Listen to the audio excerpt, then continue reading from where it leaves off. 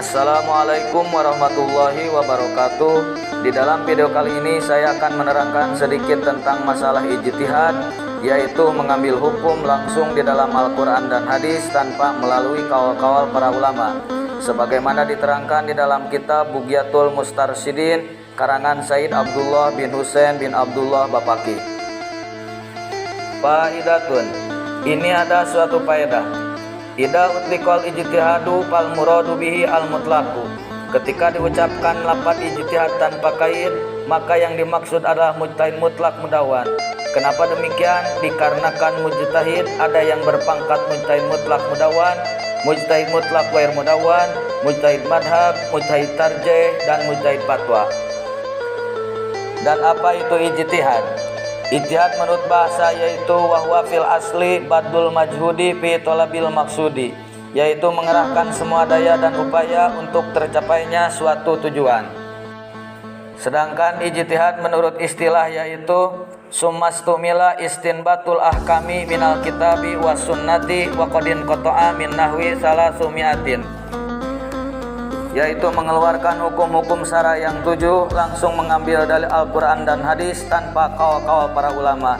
Dan orang yang sanggup menggali berbagai macam hukum langsung dari Al-Quran dan hadis itu sudah terputus atau sudah tidak ada sejak tahun 300 Hijriah. Jadi bisa dikatakan bahwa mujtahid mutlak mudawan seperti Imam Hanafi, Imam Maliki, Imam Syafi'i, dan Imam Hambali yang menggali hukum langsung dari Al-Quran dan hadis itu sudah tidak ada sejak tahun 300 Hijriah.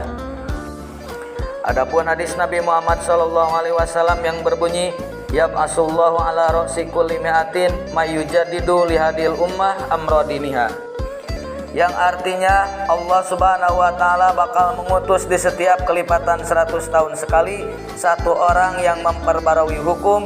Namun yang dimaksud lafaz mayyujadidu amrodiniha adalah ay mayyuqarrirus syari'a wal ahkama, yaitu orang-orang yang memperkuat urusan agama setelah timbulnya berbagai macam bid'ah. Lal mujtahid mutlak, bukan mujtahid mutlak tapi disebut mujaddid. Di dalam kitab Sirajut Thalibin, Syarah Minhajul Abidin, para ulama yang berpangkat mujaddid sudah Allah turunkan dari tahun 100 sampai ke 500. Tahun 100 yaitu Khalifah Umar bin Abdul Aziz, tahun ke-200 yaitu Imam Syafi'i, tahun ke-300 yaitu Abu Hasan al-As'ari, tahun ke-400 adalah Imam Aspiraini, tahun ke-500 yaitu Hujatul Islam Muhammad bin Muhammad al-Ghazali. Kemudian syarat untuk menjadi mujtahid yaitu mengeluarkan hukum langsung dari Al-Quran dan hadis tanpa melalui kawal-kawal para ulama. Di dalam kitab Tasilut Turqah Syarah Waraqat disebutkan wasartu fil mubti ijtihad wa huwa an ya'rifa min ayil kitabi wa sunan. Pertama, dia harus memahami semua isi kandungan di dalam Al-Quran, terutama harus paham ayatul ahkam yang 500 sebagaimana yang diterangkan oleh Imam Bandaniji. Syarat kedua, ya'rifa minas sunan. Dia harus mengetahui semua isi kandungan hadis baik dari segi sahih, segi hasan, dhaif, maudhu, dan lain-lain. Kemudian syarat ketiga, wal fiqhu fil furu'ihi sawaridi wa kulli ma lahu minal qawaidi. Dia harus mengetahui berbagai masalah ilmu fikih baik dari segi usul fikihnya, masalah ihtilaf madhabnya, supaya tidak tertukar dengan ijma para ulama. Keempat, wa kulli ma lahu minal qawaidi. Dia harus memahami kepada kaidah fikih yang 200, yang kemudian kaidah itu diringkas oleh Imam Qadhi Husain menjadi 4 kaidah, kemudian ditambah 1 oleh para ulama menjadi 5 kaidah. Kaidah yang pertama yaitu ad-daruratu tubihul mahdurat. Kaidah kedua yaitu al-adatu muhkamatun. Kaidah ketiga yaitu al-masaqatu tajlibut taisir. Kaidah keempat yaitu al-yakin la yujalu bisak. Dan kaidah kelima yaitu al-umuru bimaqasidiha. Kemudian makna dari 5 kaidah tadi diringkas menjadi 1 oleh Syekh Ijuddin bin Abdissalam menjadi i'tibarul masalih wa darul mafasid, atau darul mafasid muqaddamun ala jalbil masalih. Juga dia harus mengetahui cabang-cabang dari 5 kaidah tadi. Syarat kelima, wa nawi wal usulima ilmil adab wal lughatil lati atat minal arab. Dia harus memahami ilmu untuk menunjang berijtihad, diantaranya yaitu ilmu nahu. Sebab ada kaidah dari ulama an-nahu abul ulum, bahwa sesungguhnya ilmu nahu itu merupakan bapa dari berbagai macam ilmu. Syekh Ibrahim Al-Bajuri di dalam kitabnya Fathur Rabbil Bariyah yaitu Syarah Imriti berkata, walihada ittifaqul ulama'u anna ilman nahwi wasilatun lisairil ulum la siyaman ilma tafsir wal hadis. Sesungguhnya bahasa Arab itu tidak akan bisa dipahami mananya kecuali dengan ilmu Arabiah, diantaranya yaitu ilmu nahwu. Sudah sepakat para ulama bahwa ilmu nahwu itu menjadi wasilah atau pelantara untuk terbukanya semua ilmu, terutama ilmu tafsir dan ilmu hadis. Kemudian fa innahu la yajuju li ahadin ayyatakallama fi kalamillahi wa rasulihi hatta yakuna muliman bil arabiyah, yang artinya oleh sebab itu tidak diperbolehkan kepada seseorang mengartikan Al-Quran dan hadis sehingga dia terbukti paham sepenuhnya kepada ilmu Arabiah. Kemudian ilmu yang menunjang untuk bisa mengeluarkan hukum langsung dari Al-Quran dan hadis yaitu ilmu Adabiyah yang berjumlah 14. Sebagaimana diterangkan di dalam kitab Fawaidul Makkiyah karangan Said Alawi bin Ahmad As-Segaf.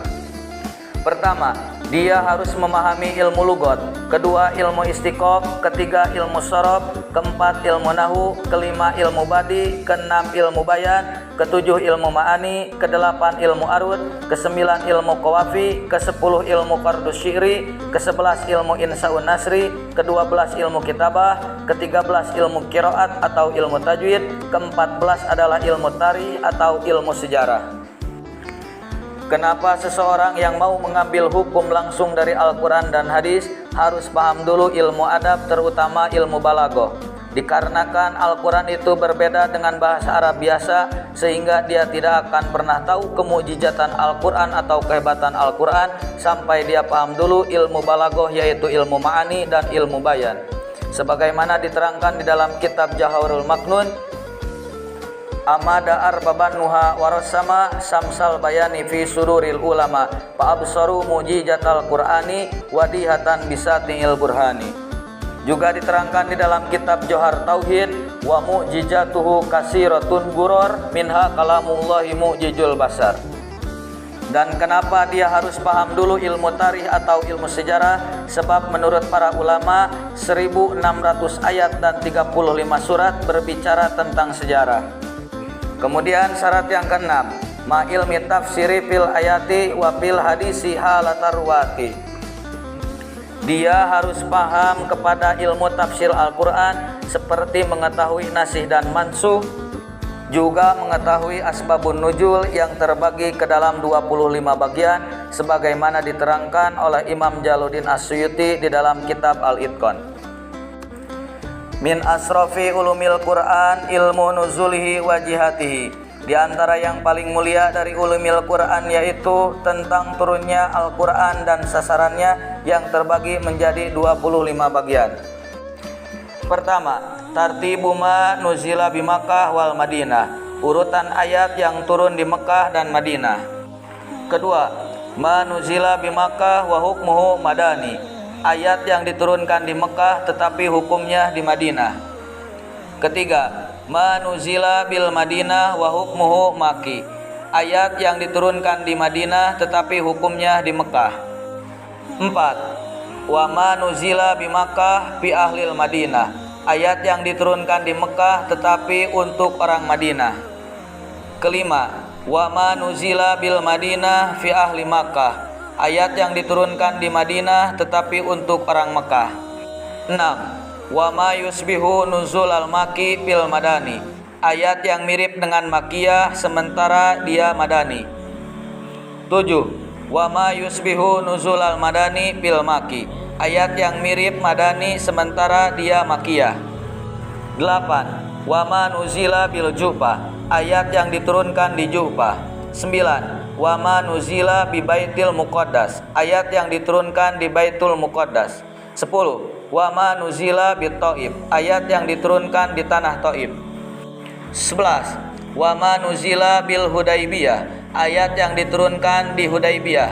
12. Wa ma nuzila lailan, ayat yang diturunkan di waktu malam Ke-13, wa ma nuzila naharon, ayat yang diturunkan di waktu siang. 14, wa ma nuzila musyai'an, ayat yang diturunkan dengan diiringi malaikat. 15, wa ma nuzila mufrodan, ayat yang diturunkan secara sendiri. 16, wal ayatul madaniyat fi suwaril makiyah, ayat-ayat yang madaniyah tetapi berada di surat makiyah. 17, wal ayatul makiyah fi suwaril madaniyah, ayat-ayat yang makiyah tetapi berada di surat madaniyah. 18, wa ma humila min Makkah ilal Madinah, ayat yang dibawa dari Mekah ke Madinah. 19, wa ma humila minal Madinah ila Makkah, ayat yang dibawa dari Madinah ke Mekah. 20, wa ma humila minal Madinah ila ardil Habsah, ayat yang dibawa dari Madinah ke negeri Habsah atau Ethiopia. 21, wa ma nuzila mujmalan, ayat yang diturunkan secara mujmal atau secara global. 22, wa ma nuzila mufassiran, ayat yang diturunkan secara diterangkan. 23, wa ma talafu bihi, dan ayat yang diperselisihkan oleh para ulama. 24, faqala ba'duhum madani, sebagian ulama berkata ayat itu madaniyah. 25, wa ba'duhum maki, dan sebagian berkata ayat itu makiyah. Fahadihi homsatun wa isruna wajhan, inilah 25 macam tentang tertib turunnya Al-Quran dan sasarannya. Malam ya'rifha wa yumayyiz bainaha, siapa saja yang tidak mengetahui dan tidak bisa membedakan di antaranya, lam yahillalahu ayyatakallama fi kitabillahi ta'ala, maka tidak diperbolehkan baginya untuk berbicara tentang Al-Quran. Kemudian syarat ketujuh untuk bisa mengambil hukum langsung dari Al-Quran dan hadis, yaitu wafil hadisiha latarwati, dia harus mengetahui ilmu mustalahal hadis, yang insya Allah akan saya jelaskan di video selanjutnya. Sekian dan terima kasih, mohon maaf bila banyak kesalahan dan kekurangan.